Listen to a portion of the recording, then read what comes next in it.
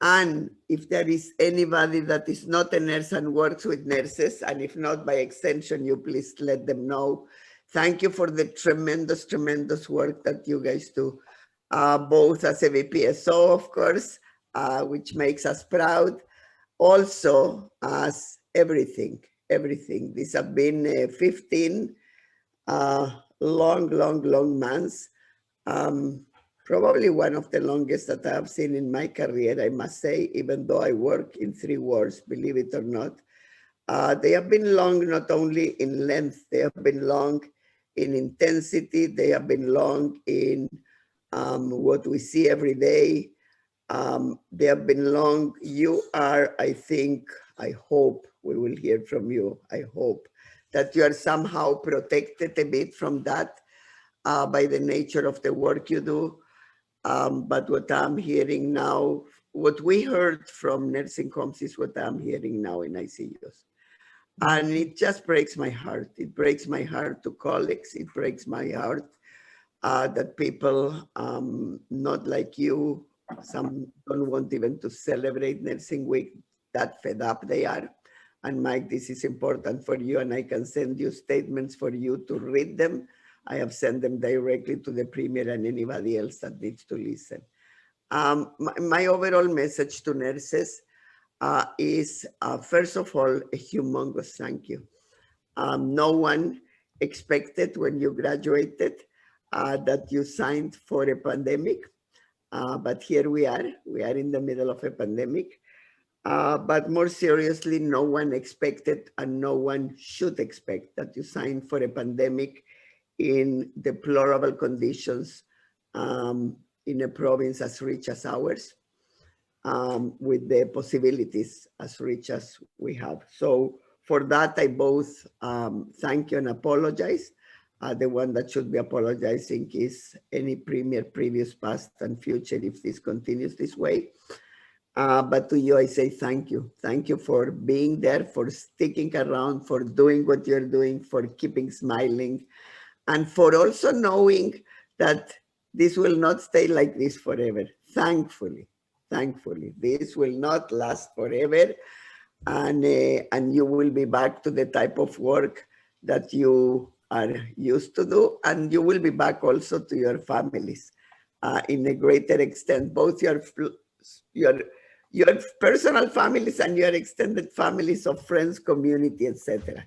So a huge thank you on behalf of RNO's Board of Directors, of Morgan Offart, who is working as we speak, of the board, the entire board, the Assembly of Leaders, and our entire staff at RNO, and by extension, 46,000 members are growing and growing. Thank you very, very, very much to every single nurse and person that works with nurses. And then thank you, Mike, for joining us, for joining us today. To tell you the truth, I would be surprised if you didn't. And I say it with respect, Mike. I say it with respect because there is another person that I'm having more difficult conversations. So thank you for joining. You may want to ask the Premier where he's going and when. That's all. And do it, please. It will be good. Ask him in a tweet. Premier, where are you going with the RNO during Nursing Week? Just ask him. Maybe he will make the time. And so tell him you went. Thank you. Thank you. Yes, actually, when you sent a tweet that you went and how it was, and Premier, where are you heading with RNO? Thank you. You will do me a big favor. Thanks.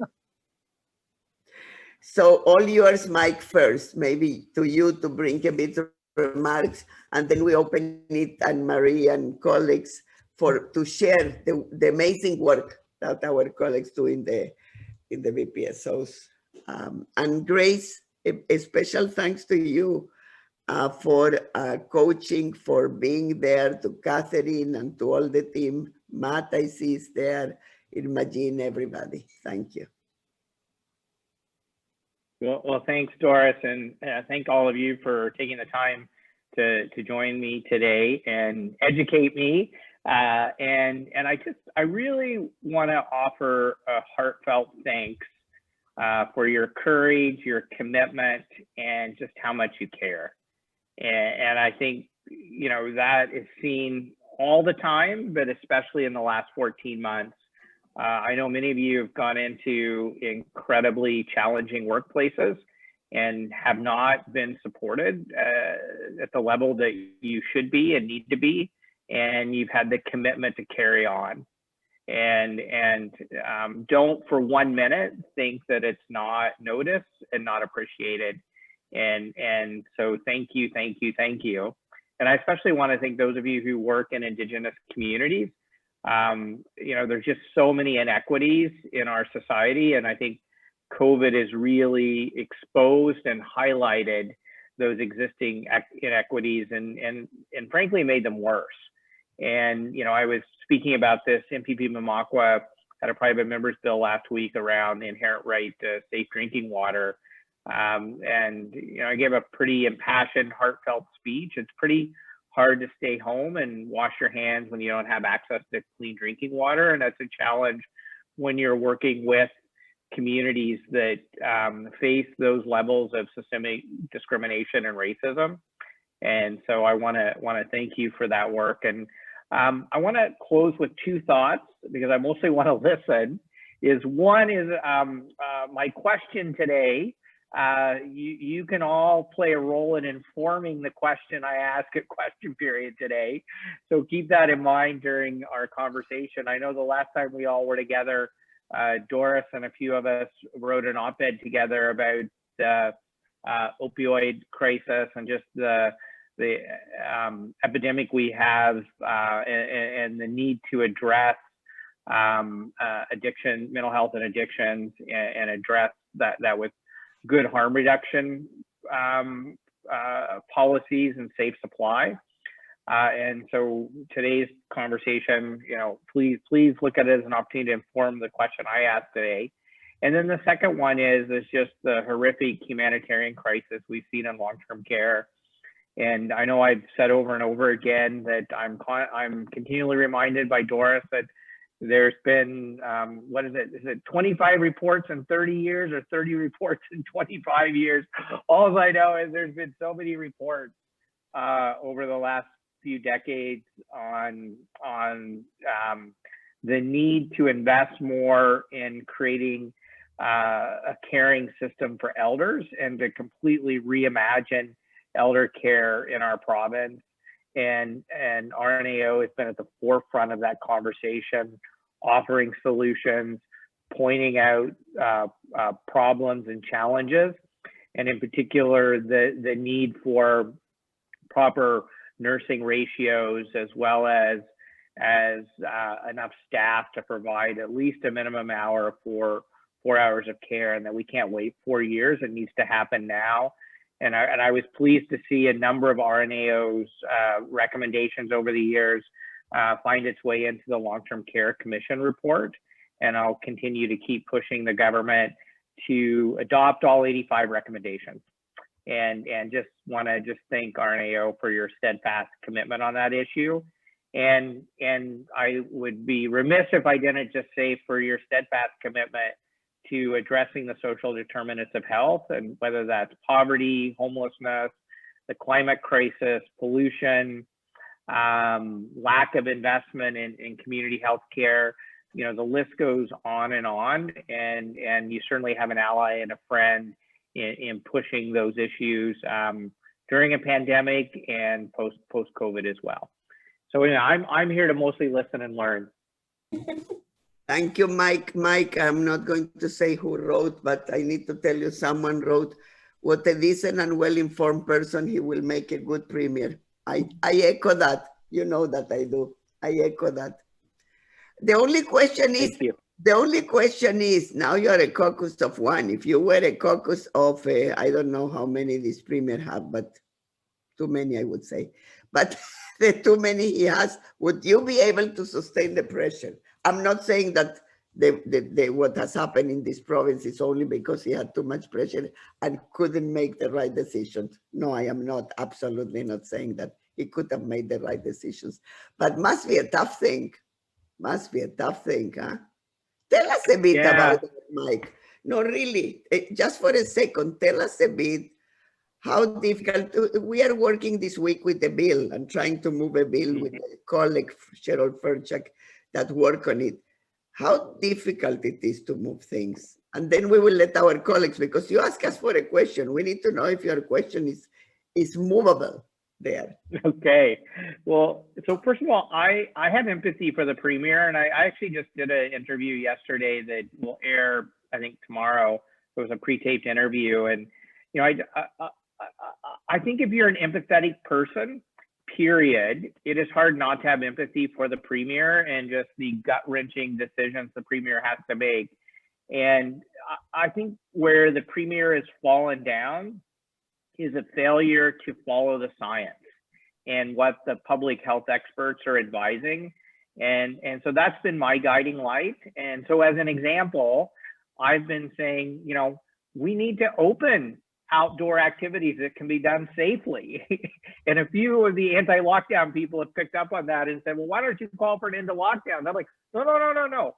The scientists say we need to actually close more workplaces, which I support, and we need to have 10 paid sick days and you know, medical grade PPE in workplaces, prioritize vaccinations, et cetera. But the scientists also say that where outdoor activities can be done safely, we should be providing people with those opportunities, and especially people who are, where there's equity issues, that, you know, people who live in apartments in particular, they don't have access to a backyard or a front yard. And those children especially need outdoor spaces for their both mental health and physical health. And so if the premier, I think if the premier was guided by science and could really look people in the eye and say, this is what the science is telling us, here transparently is the data about how COVID is spreading, and I'm making these decisions, you know, in the best interest of the people of Ontario, guided by science and public health experts and frontline, you know, doctors, nurses, PSWs who are experiencing this day to day. I think you'd see the premier with a lot more support. I think you'd see COVID outbreaks significantly reduced. Yeah. And I think you'd see less opposition to the decisions the premier is making. And I know Candace on my staff is on the call, and so she can back this up, that I'm being honest with you. You know, I've had some tough meetings with business groups in particular, and in some cases, women entrepreneurs who are running small businesses who, you know, are just saying, hey, this is a she session that needs to be addressed, and my business is closed and I just want to reopen.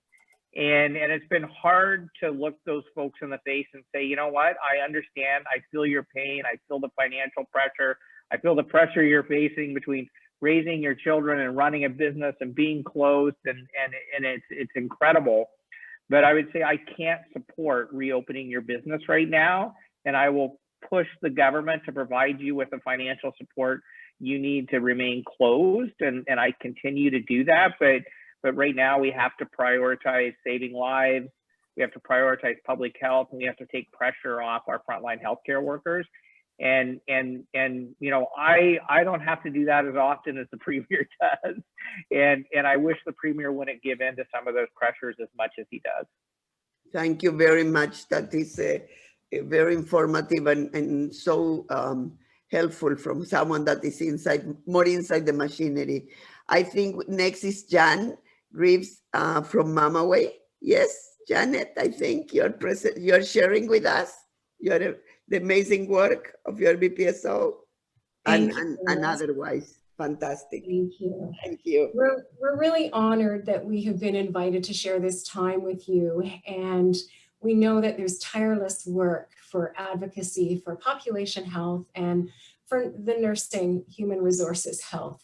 This is challenging times, and we appreciate that it's difficult being in those positions of decisions and, you know, trying to do the best for, you know, the population. So I'll just give a little bit of a rundown of who we are, and each member of our team that is present will speak about their particular program, and then I'll finish it off with a little bit more of the specific work that we've been doing as a BPSO. So Mamaway Wiidokdaadwin, which means everyone helps, is an interprofessional primary care team providing holistic care, incorporating Indigenous concepts of health and well-being throughout the Simcoe-Muskoka regions. Mamaway Indigenous interprofessional primary care team clinics are collaboratively led by nurse practitioners, traditional healers, and allied health professionals. We know there is an increase of Indigenous peoples and families moving into urban communities. Many of them do not have a physician, nurse practitioner, or primary care team to support their health and healing.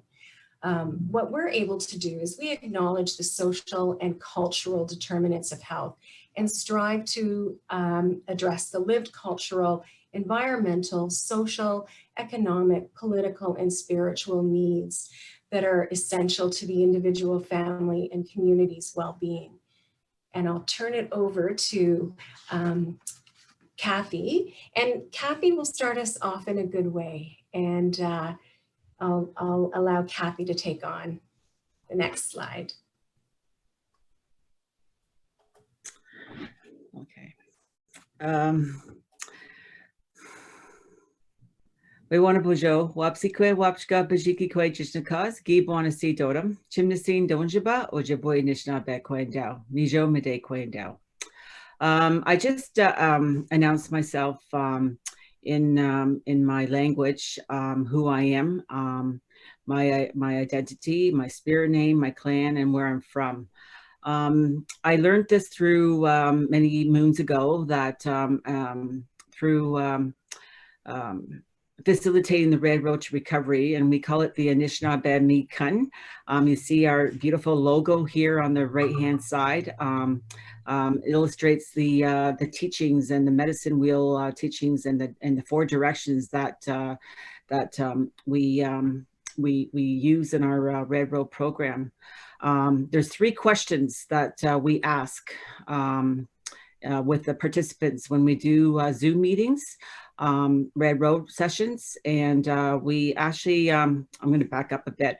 Actually, we serve communities from Simcoe, Muskoka regions, and that's including Indigenous organizations and First Nations communities with participants who are looking for a new way of life, a good life, Anishinaabe life of Wiidokdaadwin, that means good life. So we run 3 sessions a week, and from different communities, and they ask themselves 3 questions throughout the whole 10-week sessions. Is most important, like in the Eastern direction, you'll see in the yellow part, there's they ask that question, why am I? What is my purpose? And they find with the healing exercises, they answer that question is like through hope and kindness. And the gifts of that Ojibwe teachings is knowledge and understanding. So their spirit is enticed. It's wakened up of what they know, what they want to achieve in their life. They want recovery. They want something different. They want to change, and that's where they grasp the healing activities to keep on moving forward. Because in the Southern direction, the second question they ask in the Southern direction is, who am I? What is my identity? And they do a lot of sharing and reuniting their renewal gifts of their spirit, heart, mind, and body. When they reconnect with that, they feel a sense of belonging. And that's really important in the Southern direction, so that they can see ahead, so that they know that they're going to be finding a different meaning and purpose for their life, because what they're doing right now in addiction and mental health and opioids, that it's not working, that they need to do some changes. And this is where they awaken their spirit, and knowing that there is something ahead, there is something different. And when they go to the Southern or Western direction, the third question is, where am I going? What is my destiny? So they see that vision. They see their vision. That spirit is talking through them. And we do a lot of spiritual, mental, emotional, and physical aspects aspects of well-being, and that's what we entice them, and we help them reconnect with them with those of their whole self. And in the northern direction, that other question, the last question, is the unknown, the mystery. So they find their gifts. They find their gifts that they were born with, and that's that kindness and that sharing and that strength and that honesty. Those are the 4 gifts that we are born with, and we emphasize on the recovery with that. The successes of the Red Road program, we hear lots of comments through all the participants that they're getting their kids back from care. That they want to help those others that are still suffering, who are looking for a different way of life. So they it's like they pay it forward. They go in and talk about the Red Road and how it changed their life, and how they see things differently because of the way the work that they did for themselves in the Red Road program. Whoops, I put a timer on me, so don't worry, Kathy. Keep going, Kathy. This is fantastic. So yes. Thank you, Mamaway. Okay, so and they, after they finish the 10-week sessions, they join a peer support group, which is a very successful program after they're finished the Red Road. So every Tuesday from 6:30 to 8 o'clock, there's participants who have finished the Red Road will join the peer support group for any things that they are struggling with life, and what they are grateful for, so that they can share their strengths, their successes, their weaknesses that they're having trouble with. And there's people like, it's like 15, I heard there was 15 to 16 people that joined this group, and it's very successful. Also with other I'm not sure if I mentioned that the children, the participants are their children are in care, are receiving, like I just heard a success story yesterday, that they were in family court and they have their children back full time, and that was like, a great success from these 2 parents they were so happy that, they were so thankful that the Red Road worked, and that they want to continue to take sessions with Red Road on a continuous basis. And people have taken Red Road about 3, 4, 5, 6 times over, because they want to go deeper, dig deeper into the core of the issues that were intergenerational trauma that happened throughout their life, from childhood. So it's we focus on a lot of traditional healing practices. Also, we do a lot of teachings, which the spirit that dwells for that good life. So they're like hungry and thirsty for their culture, their traditional way of life, and that's why this works, because we focus on the spirit and their heart and their mind and body. So it just resonates throughout themselves, to their family, to the community, and I know it will help with the nation. So I just want to finish off with that, and miigwech to you, Kathy, for your amazing words of wisdom and work. Miigwech. It's we focus on a lot of tradition. It's we focus. Anne-Marie? Okay, here we go. So Amber Brown, I think you are sharing with us next. I think Amber Brown wasn't able to join us today because she is a young mom and she's schooling her children at home. So I'll sort of step in and just give a little bit of a overview of what our therapists are doing. Could you put your camera on, or Anne-Marie, can you help us?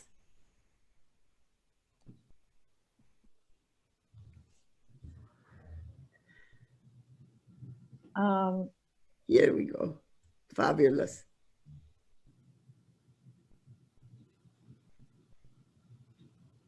Are we okay? Should I just? Sure. Yes, carry on. Thank you, Janet. Okay. So Mamaway Wiidokdaadwin has a team of counselors to support Indigenous clients' needs and to help clients set and achieve their goals in a culturally grounded way.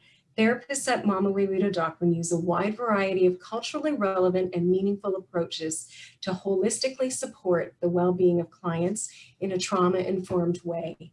Clients may be seen virtually, in clinic, or on the land, depending on the goals and the needs.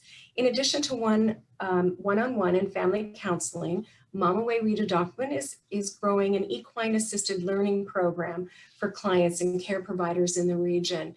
And this has been really, the uptake has been huge with all of the isolations and people being, unable to participate in, childhood sports and those sorts of activities. This is a really nice land-based therapy that has been well received. Thank you. Thank you. Thank you.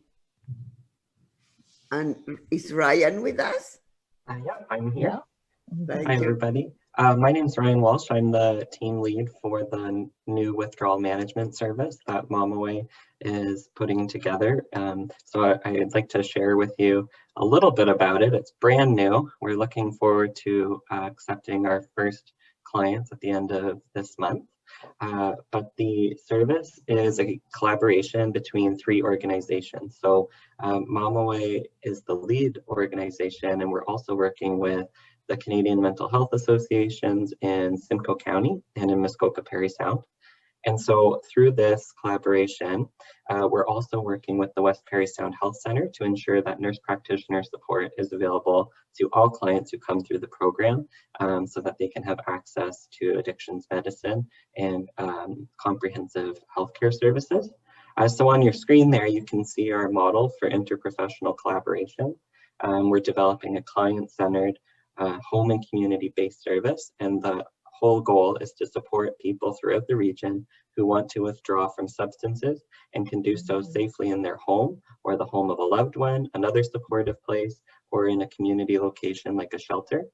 And the program from its design will be holistic, and it's going to integrate Indigenous approaches to healing as well as the Westernized approaches to healing and addictions, because it will be supporting clients throughout the region if they identify as Indigenous or they identify as non-Indigenous. And there's a focus on the social determinants of health, as well as connecting clients to culture, connecting clients to land-based programming, and Mamaway is going to really lead that part of it. The service will support Indigenous and non-Indigenous clients through this interprofessional model to address healing for their mind, their body, their spirit, emotions, and there's also supports for the family community. So it's really small to see on the screen, but we'll be working with a nurse practitioner, peer support specialists, outreach counselors, and then nurses and social workers to provide this service. And it's not 3 organizations working in parallel, it's 3 organizations providing the same service collaboratively to all of the clients who come through the program. Ryan, can I ask a question? Two small questions. The NP will work full time with you guys? So the mobile withdrawal management service is going to be a 7-day-a-week service available. There will be 24-hour support, but the professional roles on the screen might not be providing that support through the full 24 hours. It could be offered by other programs at the CMHAs and other community agencies. Thank you. Thank you. And then the last thing I'll share about that is that there's also a day and evening program that will be growing out of the mobile withdrawal management service, and that will be offered throughout the region, virtually and in person, when we can do in person, up to 5 days a week. And they're just putting together their curriculum and their plans for that right now. So I'm also talking about this next slide, which talks about our COVID-19 response and the vaccine clinics. So in recognition of the impact of COVID-19, the Indigenous Health Circle of Simcoe Muskoka created an Indigenous COVID-19 leadership table way back in May of 2020, so a year ago. The table meets monthly with the purpose to create space to share concerns, solutions, and share information. And the topics of discussion include things like PPE, testing, infection protection and control, mental health needs, and more recently, vaccinations. And so the table's purpose is to coordinate efforts and communications between communities and to coordinate emerging strategies for the issues that we find. The table identified the need for an urban and rural Indigenous community vaccination strategy, and the model on the screen is part of our communications for that. And it's to support community members who do not reside on a First Nation with getting their vaccine. So we collaborate closely with lots of different partners for this. The Simcoe Muskoka District Health Unit has been excellent. The Barrie Area Native Advisory Council, which is the organization that Mamaway comes underneath. And then of course, Chigamik, who's on the call today, the Beausoleil Family Health Center. And through this urban Indigenous vaccine strategy, we've been able to do a lot of things around advocacy. So at the start, we did some advocacy to provide vaccines to Indigenous community members starting at age 16, when the age groups, if we remember, were a little bit older for the non-Indigenous community. And so through our partnership with the health unit and other partners, we were able to offer that. And then we've been able to establish a COVID-19 communications network, which has been great. So all of the urban Indigenous service organizations, so places like the Friendship Centers in the region, or the Native Women's Group, or the Métis Councils, come together to get this rapidly changing information out as quickly as possible and to be able to answer questions for members of the community. And through that, and through working with all of the partners, we've been able to offer over 6 first dose clinics, which have provided vaccines to over 1,500 people in the region. Some of them have been, they've been in a lot of different locations in the region, and they're focused on limiting barriers and the social determinants of health to make sure that people can safely access the vaccines in a comfortable way for them. And to help with that, we created 3 vaccine coordinators who are supporting navigation and registration for the clinics by community members. And the clinics themselves are pretty special. They start with an opening ceremony and the blessing of vaccines as they arrive to the clinics. There is mental health support when available on site to help people, and when available, elders are also present. And when we're not offering Indigenous community clinics specific to the community and we're doing work at the larger mass immunization clinics, we've been working closely with the health unit to streamline processes around things like identification to make sure that people can get in smoothly and get their vaccines quickly. And so we're continuing to meet with the health unit almost weekly, sometimes bi-weekly when there's clinics at the same time. And we're just using that to coordinate vaccine efforts. So right now we're focusing on getting everybody in for the new 21-day, the new old 21-day interval for their second dose vaccine. Amazing. Amazing, amazing, Miwich. Fantastic work, huh? It's just yeah. I love that you start, you know, with everything that is needed, and you also have even the mental health support in the clinic if needed.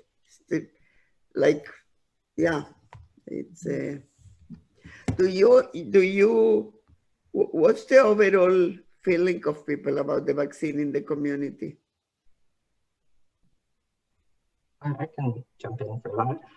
I think that people, especially around the change over for dose 2, there's a lot of relief. And so what I've been hearing for calls that I've received is that people really want to get in as quickly as they can. We also hear a lot about vaccine hesitancy, and that's what the communications network is helping to do to help get the information out there. And in our communication strategy, we are trying to address all aspects holistically in mind, body, spirit, and emotions to help with that. And also coming from the point that we'll provide as much information as we can so you can make an informed decision. And yeah, I don't know if Kathy or Janet have anything else they want to share. Not to jump in on Chigamik's time, but there is a little bit of a summary about the work that we've been doing as a BPSO. If there's time for us to share, that might take about 2 or 3 minutes. But as you can see. And we can go 5 minutes extra at the end. Okay, I'll try to be really quick. So there are 3 full-time nurse practitioners within Mamaway, and the new mobile withdrawal management will be a 0.8. So, we know that there's strong evidence to support the utilization of MPs within the interprofessional teams, increasing timely access to care, improved outcomes, and patient satisfaction. So Mamaway MPs are able to provide culturally safe, comprehensive primary care grounded in an Aboriginal framework and reflective of community and individual identified health priorities. Our team promotes the integration of traditional Indigenous perspectives and healing methods with Western medicine, each respectful and valuing each other's contributions. Cultural training and practical experience is an integral part of developing a historic and contextual understanding, further promoting a strengths-based, equity-oriented healthcare model. Mamaway Wiidokdaadwin is an organization that fosters a teaching and learning culture. We've been able to provide a 12-week placement for an NP student in her final practicum, and Kathy Supa is online today. So in these challenging times, clinical placements have been in short supply. Finding opportunities in Indigenous communities will not only provide a rich experience, it can be a rather effective recruitment strategy for rural and remote communities. So in our journey to become a BPSO, we've been able to collaborate with the RNAO team to revise and implement the best practice guideline engaging individuals who use substances. In the context of the opioid crisis, we felt this to be relevant first guideline for us to implement. So we were able to consult on the draft order set within the guideline to incorporate Indigenous knowledge, language, and ways of knowing into the comprehensive assessment. The ability to incorporate Indigenous epistemologies that are distinct from academic health sciences enhanced our interconnected efforts and will raise awareness within mainstream settings. We've been able to develop a streamlined triage and referral process to ensure our individuals are able to receive both primary care and mental health and addictions counseling, with referral onto treatment facilities in a fluid manner, improving an individual's recovery process. This effort's been impeded greatly by COVID-19, as we've all known, and with organizational closures to in-person treatment, this stimulated a pivot to virtual platforms, which Kathy spoke of. And this has been met with favorable engagement, feedback, and successes. So as a new organization, when we partnered with RNAO, we were just a baby organization that had only been, Kathy and I met Doris at the MP Institute in the fall of 2018, where we were just building our human resources. And now we're a full team of, I think, 25. So we're the little team that could. So I'm really honored to work with all of these incredible individuals and feel like we are making a difference to, Indigenous communities and bridging some of the gaps where those disparities have been evidenced even greater during COVID. So we thank you for your time and appreciate this. So thanks to you and to your work, because not only you are doing the work for yourself, you are helping us build actually the program for other Indigenous communities. So, always being the first is both a privilege and a challenge, and you are helping us make it even better smoother for the next generation Indigenous communities, BPSO. So thank you from all of us. I know my colleagues speak the world of you guys, both Kathy and Grace, and all of them speak the world of you. So thank you so much for that. And Sabrina too. She started, I think, with me. Yes, yes. Thank you. Thank you so much, everyone from Mamaway. And we're just going to introduce everyone, the team from Chigamik Community Health Center. Welcome, David and Glenn and everyone else. Good. Thank you. Good morning. My name is David Jeffrey. Mike, welcome. We met actually a few years back in Midland in Tiny Park under the pavilion on a rainy day. I think a campaign stopped for you. So nice to see you again. I remember that day. Yeah. Memorable day for sure. Welcome colleagues of the RNO and welcome colleagues at Mamaway. Bienvenue, bonjour, au Centre Santé Communautaire Chigamik. I have 4 members with me from our team who are here today. They're Indigenous, Francophone, and mainstream, as is our structure here. I'll get into that in a minute. We'll introduce each other as we move along. I want to start with, which is customary from us, land acknowledgement. So we acknowledge that we are situated on the traditional lands of the Anishinaabe people.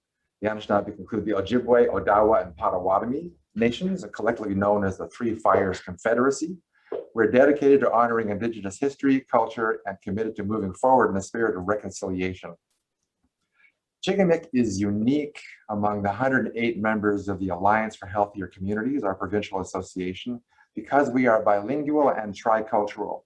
That is, we are Indigenous, we are Francophone, and we are mainstream. Our board, made up of 4 Indigenous, 4 Francophone, and 4 mainstream folk, leaders from our community. We support over 7,000 clients with primary care, traditional healing, allied health, mental health, and addictions with an opioid specialist and a robust harm reduction strategy. We do that in partnership with public health. We support the local methadone clinic with counseling, and we are in conversations with our OHT, of which I co-chair locally, about a safe use site. So we're taking the whole opioid piece quite seriously, as we have a serious issue up here in North Simcoe. We also support health promotion and community development.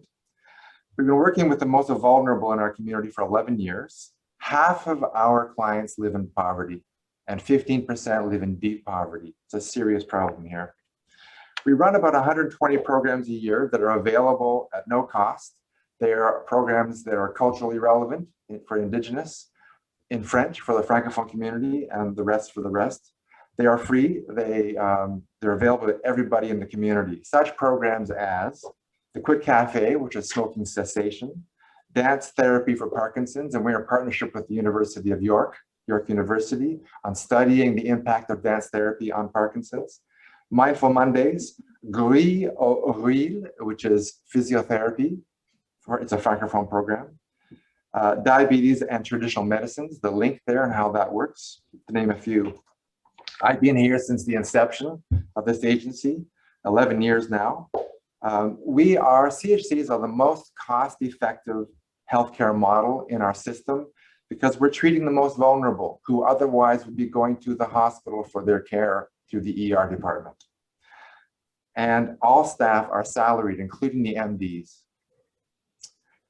It is my pleasure now to introduce you to our program coordinator and BPOS lead, Cassandra Forget.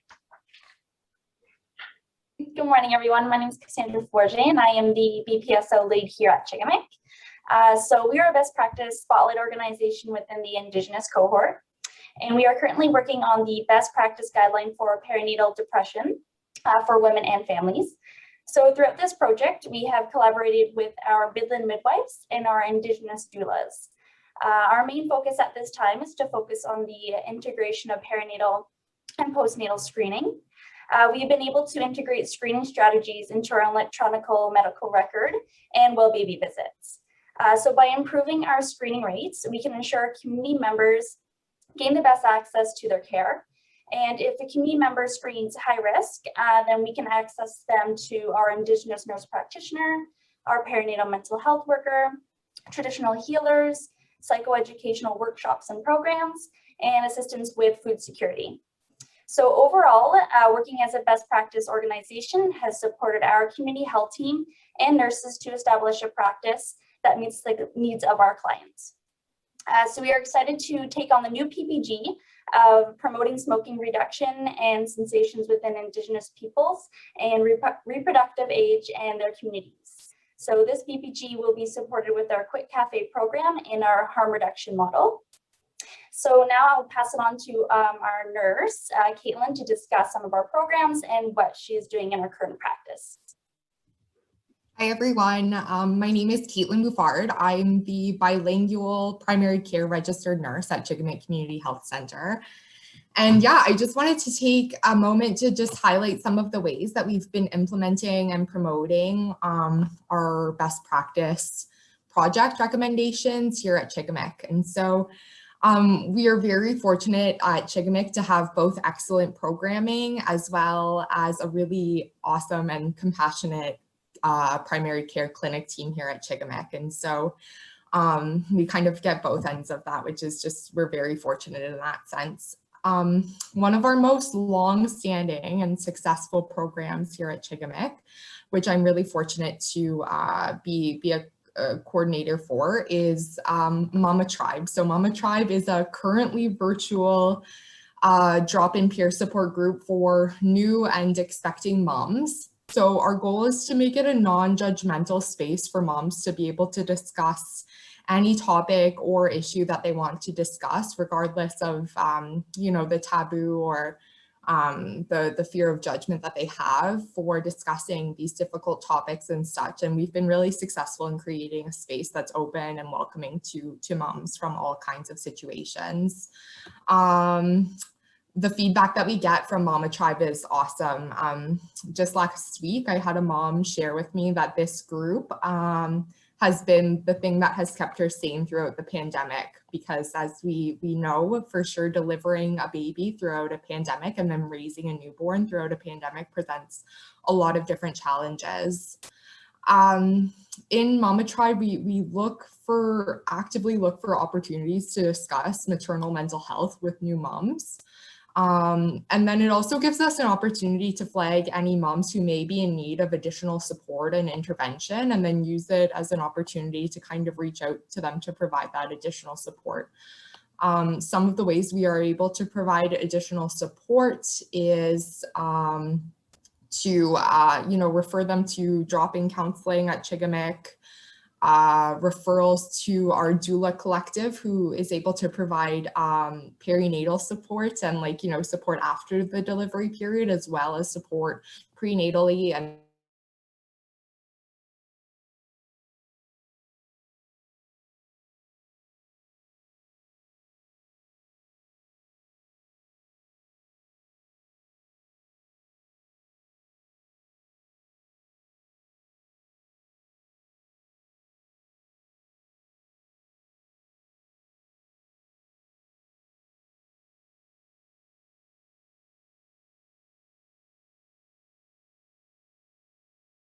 for our vulnerable population.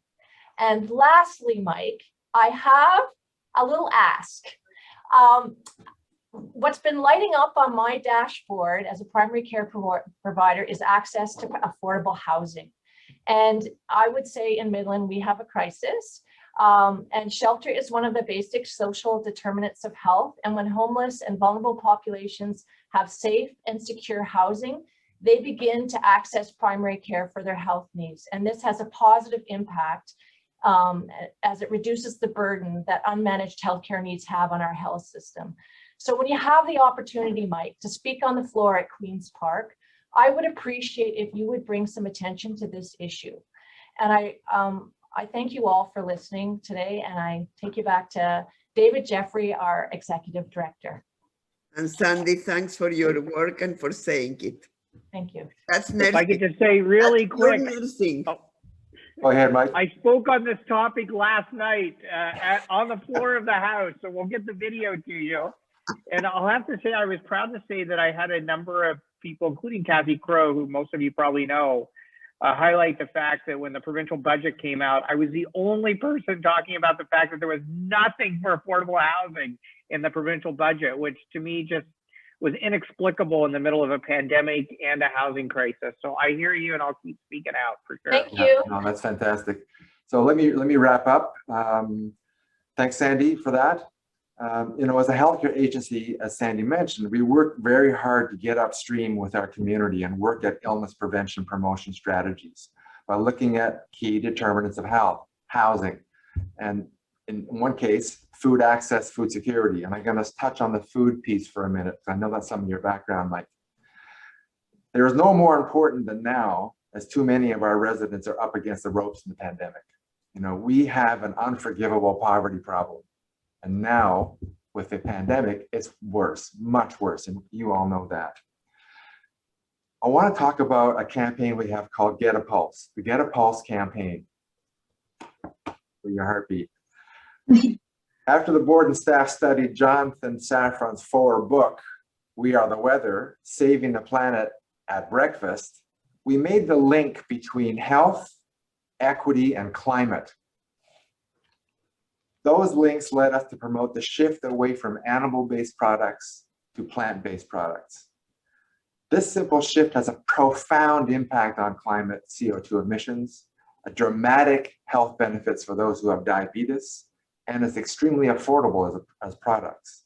One key family of plant-based products are legumes, chickpeas, lentils, beans, and paired with rice are a complete protein. These are the pulses in our Get a Pulse campaign. Now, we had a program here, our Medium Market, Medium is Ojibwe for food. Our Medium Market was a multi-year project to study the impact on poor families with children under the age of 12 through access to a range of fresh produce over a 20-week period each of those 3 years. We saw an extraordinary change in the health and well-being of those 173 families. When COVID hit, we pivoted the market to a pack, knock, and drop strategy, supporting another 500 families, including families on the Beausoleil First Nation. We want to provide a community kitchen that has at its core making the connections between climate change, health equity, and food access, food security. Those three pieces are indelibly linked.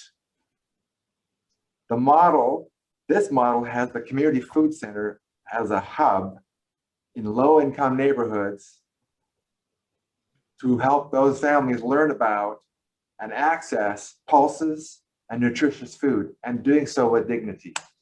The era of the food bank is over. We got to do this differently. Mike, we need some additional support to continue to drive out our Get a Pulses campaign, the centerpiece of a community food hub. This is one way every individual can have a climate impact and is a vehicle for reaching and supporting the most food insecure, and the campaign that has a chance to build community resiliency and a sense of belonging as we emerge from this pandemic. The Get a Pulse campaign becomes the tangible, get your arms around it effort that reaches people, that is easily understood and acted upon.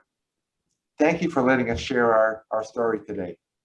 So David, can I leave you with the, I already asked for the email to connect with you, but can you write something on that? Areneo can also push. I know Mike can push, but we can push big time. Okay. Let's talk about that. Yeah, I'll send you something. Thank you. Thank you. Awesome work, all of you. Wow. Wow.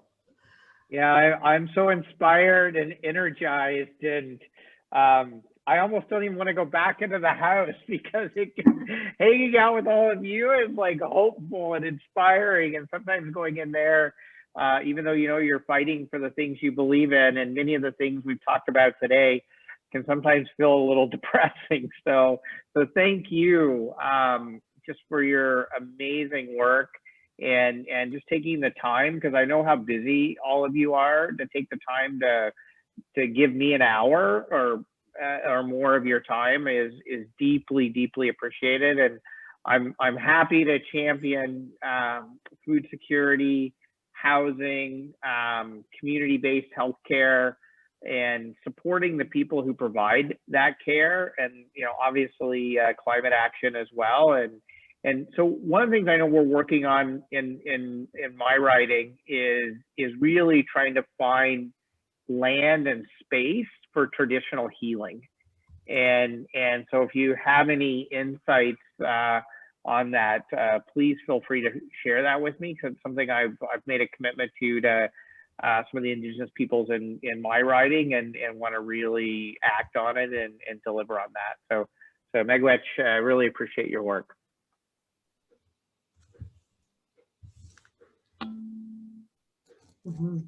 Great. Thank you, everyone. So I don't know if someone else is bringing remarks. I just want to close it. Anne-Marie, can you let me know? Yep. Yes. That's Anne-Marie, it. Yep. Anne-Marie, you look in that picture. We need to take a picture of you. Amazing, the background and everything. Bravo. Each one of you, what an inspiring hour. All I can say is we will meet again, because I already sent a note to Grace. I need the email of this, the email of that, because it's like 20,000 ideas are coming.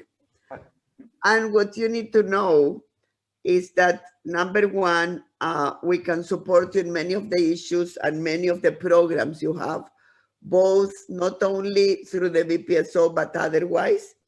And we also can make some funds available. So I definitely want to continue the conversation. And Mike, I think we can do work together in terms of just the campaign that David mentioned, for example, like things that are it's just inspiring that the community where there are so many challenges, you said 15% of the people live in utter poverty, right? And you mentioned other statistics that are important, but equally important is how you turn it around into something that is awesomely inspiring. So for all of you, all of our BPSOs here today, just thank you. And we will continue in touch. I will make sure to ask Grace that we can have longer conversations with each of you. Thank you. Thank you.